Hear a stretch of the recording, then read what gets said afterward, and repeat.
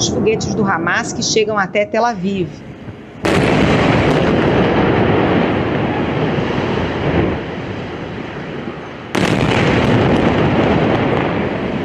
De Israel partem os ataques que destruíram prédios inteiros em Gaza.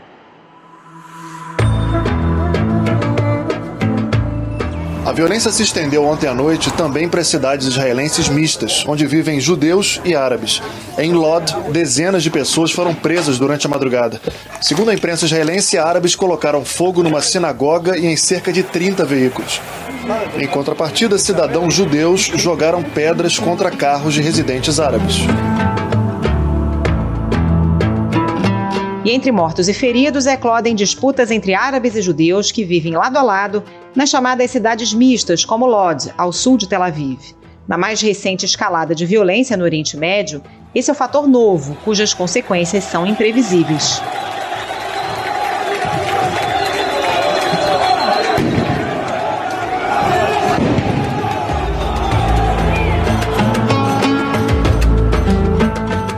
O primeiro-ministro de Israel, Benjamin Netanyahu, decretou toque de recolher em Lod.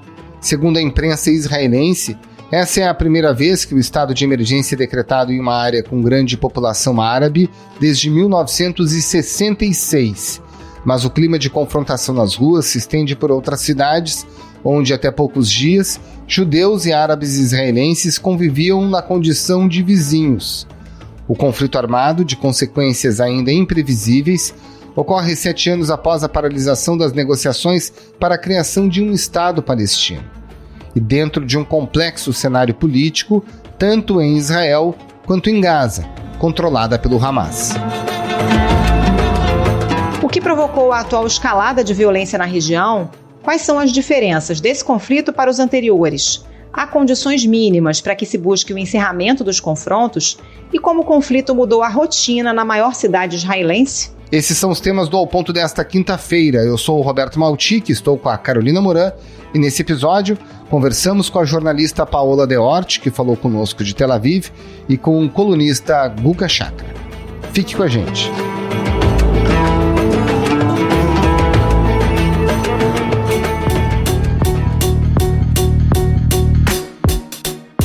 Guga Chakra, quais são os motivos para essa recente escalada de violência no Oriente Médio? É uma série de razões, mas o principal foi a tensão em Jerusalém, envolvendo inicialmente uma questão de uma ação de despejo de famílias palestinas que vivem na parte oriental de Jerusalém. No final, essa decisão da Suprema Corte israelense acabou sendo adiada. Se somou a isso outras coisas que ocorreram em Jerusalém nos últimos dias. Estamos no final do Ramadã, também teve o Dia de Jerusalém, que é um dia importante para a comunidade judaica, que tem uma marcha que hoje em dia é levada adiante mais por figuras da direita e da extrema-direita israelense. Houve também o cancelamento das eleições palestinas, que seriam agora em maio.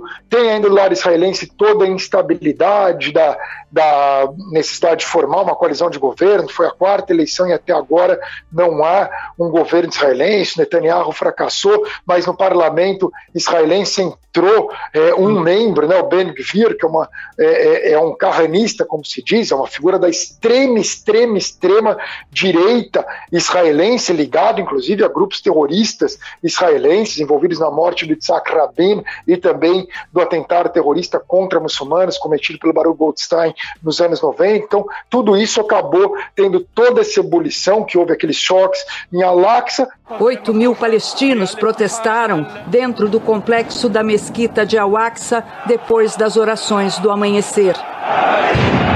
Exigiam o cancelamento da marcha para comemorar o aniversário da tomada por Israel do lado oriental de Jerusalém em 1967, na Guerra dos 6 Dias. E daí entrou, que estava ali em Jerusalém, era uma questão de Jerusalém. Enfim, há manifestações em várias partes do mundo, teve nos Estados Unidos muitas manifestações no ano passado. Claro que em Jerusalém chama atenção, palestina, israelense, as 3 religiões ali na Cidade Velha, mas estava ali em Jerusalém. De repente o Hamas decidiu se envolver e começar a lançar foguetes em Israel. Supostamente não há para defender os palestinos de Jerusalém, mas obviamente não os defende, longe disso. E daí começou a lançar esses foguetes. Israel aí passou a bombardear a faixa de Gaza, que é onde está o Hamas e de onde saem os foguetes, e aí começa uma escalada, que é o que a gente vive nesse momento, essa escalada entre Israel e Hamas, como ocorreu em outros anos, 2009, 2012, 2014, e para agravar, dessa vez tem se observado levantes em cidades mistas, de cidades árabes israelenses, cidades em Israel, de árabes israelenses. E isso é preocupante, porque é algo que não tinha em episódios anteriores. Os árabes israelenses poderiam se solidarizar com os palestinos em alguns casos, mas não se envolver diretamente no conflito como ocorre agora.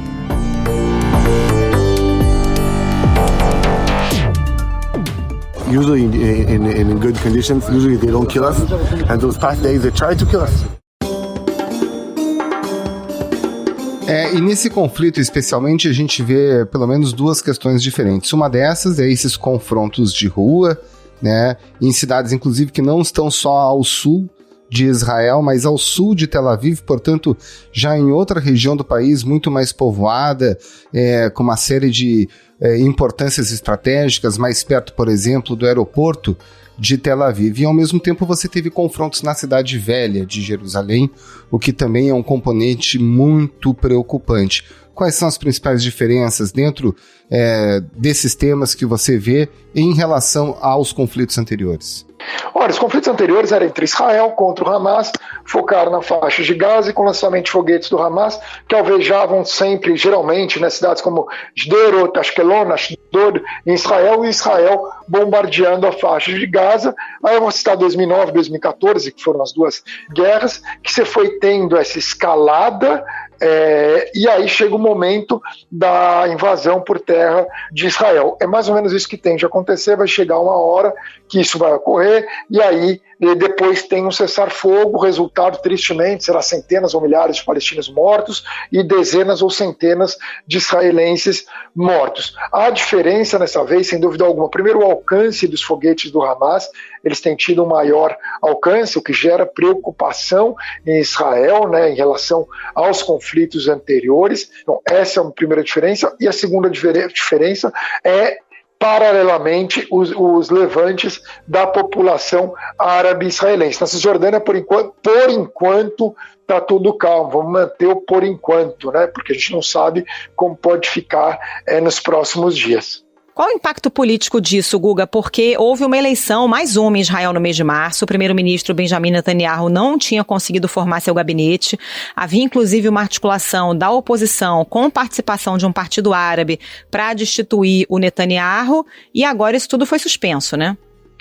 O Netanyahu aparentemente sai um pouco mais fortalecido com esse episódio, tende a sair mais fortalecido, a gente não sabe como vai terminar, né? Mas o fato é que o Netanyahu havia fracassado na formação de um governo e havia uma possibilidade, não uma garantia, uma possibilidade de que a oposição conseguisse formar um governo. Seria uma oposição extremamente fragmentada, com partidos da direita, partidos de centro, de esquerda, e a possível inclusão de ao menos um partido árabe israelense nessa coalizão, que daria uma maioria, que seria uma coalizão basicamente para tirar o Netanyahu do poder por um período, para que daí o Netanyahu teria os julgamentos da justiça, talvez ficasse inelegível, e daí sim, provavelmente seria rompida a coalizão e haveria uma eleição sem o Netanyahu, que seria um outro contexto. Mas com esse episódio, fica mais complicado para a oposição formar uma coalizão com os árabes israelenses, e também tira o foco dessa questão, e o Netanyahu volta a... Bom, quando você está num cenário de guerra lá em Israel, claro que a população fica ao lado do primeiro-ministro, né? Pelo menos nesse primeiro momento, a gente não sabe como vai terminar. Se for um desastre, como a guerra de 2006 como contra o Hezbollah, pode enfraquecer o Netanyahu, mas tende a não, assim, Israel é bem mais forte que o Hamas, então não tende a ser, não dá para comparar o Hamas com o Hezbollah. O Hezbollah é incomparavelmente mais poderoso do que o Hamas. Então, nesse sentido, o Netanyahu sai fortalecido.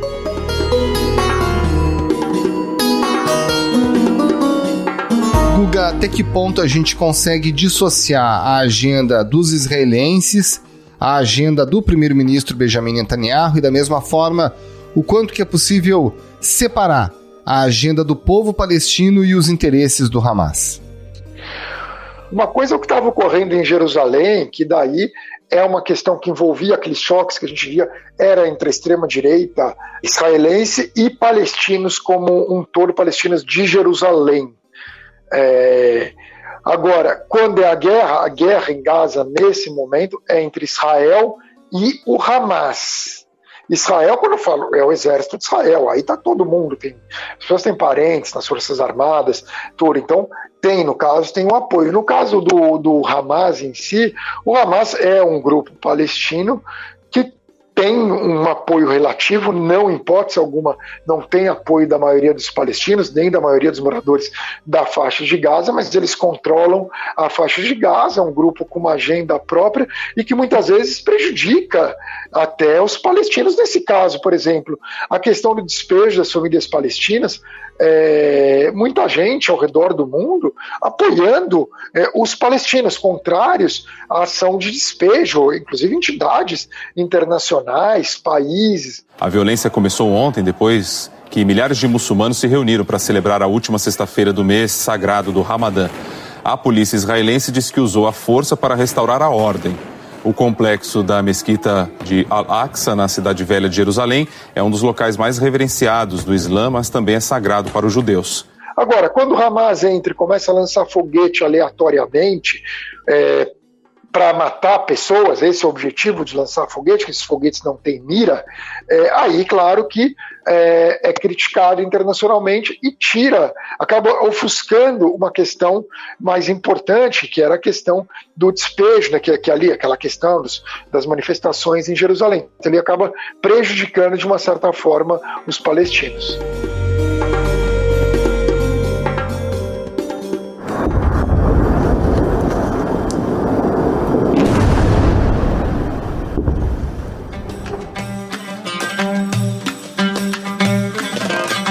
Guga, o que vai definir a duração e a intensidade desse conflito? Quais são os elementos que podem frear essa escalada de violência? Sim, é difícil, mas tem, que é a pressão internacional, especialmente o envolvimento das nações árabes que estabeleceram relações com Israel, como os Emirados Árabes Unidos, acima de tudo, e o Egito, em parte, que já tinha acordo de paz anterior com Israel, que poderiam tentar mediar de alguma forma, visto que eles têm relação com Israel e exercem uma certa influência, não são aliados do Hamas, longe disso, mas exercem uma certa influência sobre o Hamas e estão negociando. Os Estados Unidos estão muito mais fragilizados nesse momento, não estão muito preocupados ali, estão preocupados, mas não é prioridade. Então, assim, não é como em outras épocas. Pois é, e aí qual o tamanho do desafio do próprio Joe Biden diante dessa situação? Ele estava focado em várias outras agendas super importantes e super difíceis, só que agora ele, por exemplo, vê os apoiadores do ex-presidente Donald Trump, que tem se mostrado mais forte até mesmo do que se pensava, visto a reação do Partido Republicano a algumas atitudes dele, manobras para enfraquecer seus opositores internos, criando uma narrativa, e essa narrativa diz que o Biden não faz nada por Israel, que tem importância significativa na sociedade americana, e que se o presidente fosse outro, não haveria esse tipo de conflito. Qual é o tamanho desse desafio para o Biden? Haveria esse conflito, é uma noção assim, como fala, egocêntrica dos americanos, que acha que tudo que acontece no mundo é por causa dos Estados Unidos. O conflito entre Israel e Palestina não é por causa dos Estados Unidos. É uma questão que ocorre, que há em outras partes do mundo, uma questão territorial, nacionalista, e que ali também envolve religião, enfim, não é diferente do que a gente vê em outras partes. Assim, achar que tem conflito por causa dos Estados Unidos, porque nesse momento é porque o Biden é presidente. O Biden não tem nada a ver com essa história, e também não teve conflito antes, não é porque o Trump não estava estava na presidência, simplesmente culminou de atenção à ebulição ocorrer nesse momento, para aquelas circunstâncias que a gente falou antes. O Biden é pró-Israel, claro que é pró-Israel, até as declarações do secretário de Estado, o Antony Blinken, que ele deu nesse momento. Pode não ter uma proximidade com o Netanyahu grande como o Trump tinha, mas isso não diminui em nada a postura dele favorável a Israel e contrária ao Hamas. Ele não é contra os palestinos. O Trump era anti-palestino, não era pró-Israel, ele era anti-palestino, preconceituoso até com os palestinos. O Biden não, o Biden tenta aquela coisa dos democratas, de ficar com diálogo, de negociação, que os republicanos tinham antes do Trump também, mais próximos, claro, de Israel, que tem uma identificação maior com os americanos, e contra o Hamas, que é uma organização terrorista, e naturalmente o Biden se posiciona contra o Hamas. É basicamente isso. Agora, nem tudo no mundo é por causa dos Estados Unidos. Os Estados Unidos não colocaram o Erdogan para presidir a Turquia. Os Estados Unidos não colocaram Putin na Rússia. Os Estados Unidos não causaram guerra civil da Síria. As coisas até prejudicaram um pouco quando armou a oposição, mas aconteceria de qualquer forma. O mundo tem sua própria dinâmica, né? É uma mania de achar que tudo são os Estados Unidos. Guga Chakra, muito obrigado mais uma vez pela sua participação aqui no Ao Ponto. Um abraço e um ótimo trabalho. Valeu, Guga. Até a próxima. Abraço, Roberto. Abraço, Carol. E um abraço aos ouvintes. Доброе утро. Все по расписанию. Даже будильник не нужен. Бедные вороны.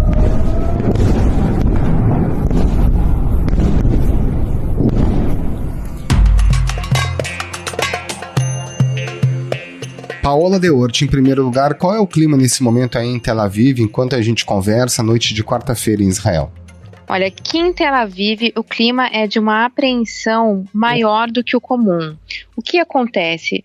Geralmente esses ataques com foguetes a partir da faixa de Gaza, eles atingem o sul do país. O sentimento aqui em Tel Aviv, que é uma cidade que fica mais no centro, é de que raramente esse lugar que é um hub comercial, financeiro aqui de Israel, vai ser atingido. E ainda mais com esse número de foguetes que aconteceu na noite de ontem. Então há um certo clima de apreensão. As ruas ficaram um pouco mais vazias hoje, embora ainda o país esteja funcionando, né, normalmente, mas tem essa apreensão e é uma carga também de surpresa, eu diria. Os cidadãos aqui de Tel Aviv realmente não estavam esperando isso. Várias pessoas falavam nos últimos dias que não acreditavam que iria acontecer, ou que quando acontecem ataques aqui a cidade é uma coisa que é mais leve, ou que é mais passageira. Ninguém imaginava que fosse ser com 130 foguetes num primeiro ataque, e esse ainda do meio da madrugada, que foi às 3 da manhã. Aqui geralmente as pessoas nem estão tão acostumadas assim a correr para os abrigos como em outras cidades de Israel. Paola, você chegou há pouco tempo aí a Tel Aviv e a um país, Israel, que estava em festa, né, com o avanço da vacinação. As imagens que a gente tem assistido de Israel são das pessoas indo a restaurantes, a bares, podendo andar nas ruas sem máscara. O clima mudou muito aí no país? Olha, Carol, mudou completamente da noite para o dia. É uma mudança que chama muito atenção mesmo, porque inclusive não é que Israel já estava vivendo esse momento pós-pandemia durante tanto tempo assim, né? A vacinação tinha acelerado em dezembro, tinha ganhado força em janeiro aí, mas o país ainda estava em lockdown, tinha sido o terceiro lockdown, então a população tinha passado por todo esse ambiente de ficar fechado dentro de casa durante muito tempo, e assim que reabriu, que faz aí uns 2 meses, um pouco mais, realmente entrou nesse clima de festa. Aos poucos, Israel mostra ao mundo o resultado de uma campanha de vacinação consistente. O país deu mais um passo para retornar ao velho normal.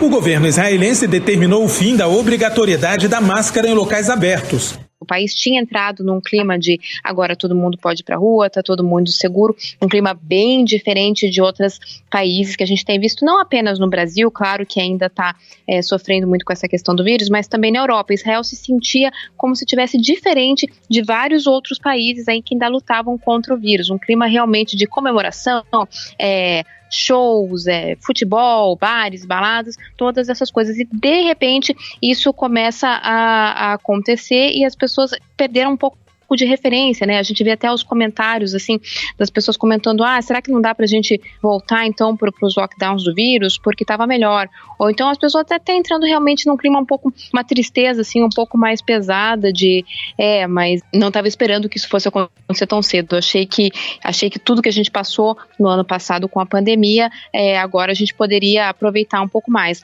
Só que a gente tem que lembrar também, né, Carol, que na verdade essa vacinação, esse programa de vacinação super bem sucedido, que permitiu que o país reabrisse desse jeito, foi sobretudo aqui em Israel. Nos territórios palestinos a vacinação andou muito mais devagar, estava aí muito abaixo dos 10% até pouco tempo, os números do coronavírus estavam explodindo lá, então também tem essa camada aí que se compõe, quer dizer, na verdade a pandemia tinha sido superada do lado israelense, mas para os palestinos ainda é um problema muito significativo.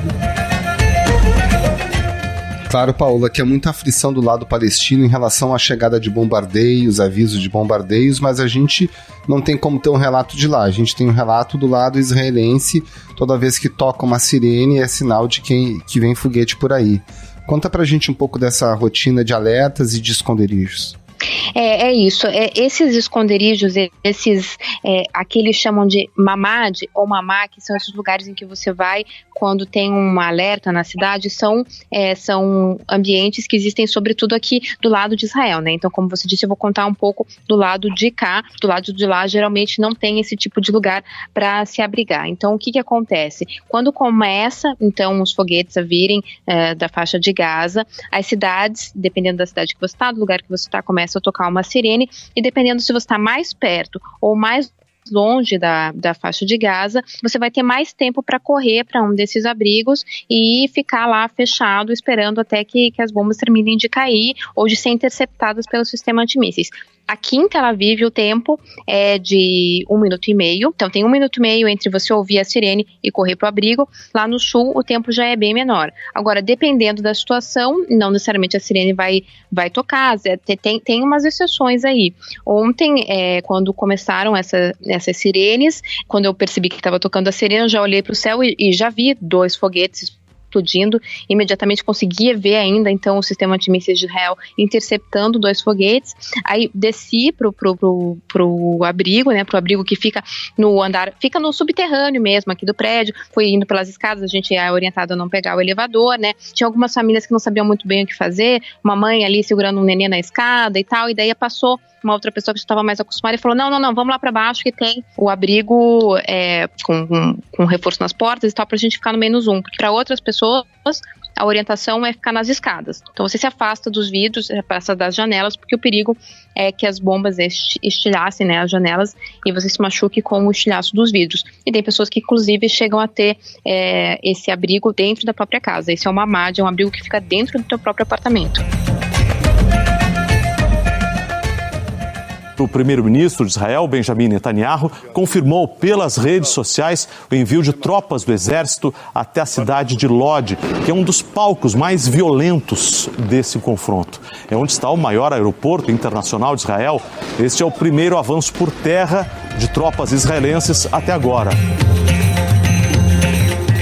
Além do lançamento de mísseis e de foguetes, temos observado confrontos nas ruas, principalmente na cidade de Lod, que fica aí ao sul de Tel Aviv. Como é que os moradores de Israel têm percebido esses confrontos e o que está acontecendo exatamente? Pois a gente está acostumado a acompanhar esses conflitos que acontecem entre israelenses e pessoas que não têm cidadania israelense, né, os palestinos. Então a gente tem agora esse elemento a mais, que são conflitos entre pessoas que têm a mesma cidadania israelense, porque o que acontece aqui em Israel, 75% da população é de judeus e 20% é de árabes. Então você tem uma população árabe significativa aqui e que não necessariamente em todos os conflitos anteriores estava envolvida com esses tumultos de rua. É isso que está acontecendo em Lod agora. Inclusive já teve um prefeito aí que chegou a classificar isso de um tipo de guerra civil, porque são pessoas da mesma cidadania entrando em conflito, e isso tem a ver, claro, com apoio à questão dos palestinos. Mas o que as pessoas têm comentado aqui é que isso é muito incomum e que isso é uma coisa que elas não tinham visto nos momentos anteriores. Realmente é um elemento de novidade que as pessoas estão preocupadas agora para saber de que maneira essa dinâmica vai acontecer dentro das próprias cidades, como por exemplo Haifa, Lod, que são cidades dentro de Israel e que tem uma população árabe significativa, e essa população se solidariza com os palestinos que estão protestando com relação ao despejo daquelas famílias, né, no bairro de Sheikh Jarrah, em Jerusalém Oriental. Qual a expectativa por aí, Paola, de um conflito mais longo ou de que haja um cessar-fogo logo? Por enquanto, a gente realmente tem visto que, apesar de eventualmente saírem alguns relatos falando pode haver um cessar-fogo, pode haver uma vontade de negociar a paz, se alguma coisa acontecer, a gente não tem visto isso muito no discurso oficial de nenhum dos dois lados. A gente tem visto mais ameaças e, inclusive, o exército israelense já disse aí no começo da semana que esse confronto de agora poderia se esticar por alguns dias. Agora, alguns dias realmente já durou, então quanto tempo que isso vai ser, a gente ainda não sabe, mas há essa pressão realmente, a pressão vai acontecendo de cada um dos lados, né? Acontece um ataque, aí o outro lado fala que tem que responder, o outro lado fala que vai responder, e essa coisa vai se estendendo. Então, uma expectativa de um cessar-fogo imediato ainda não se fala, pelo menos nem na mídia israelense, nem não é a conversa que as pessoas estão tendo por aqui. Paola De Orti, muito obrigada pela participação, bom trabalho para você, se cuida. Muito obrigado, Paulo. Um abraço e bom trabalho. Obrigada, Carol. Obrigada, Roberto.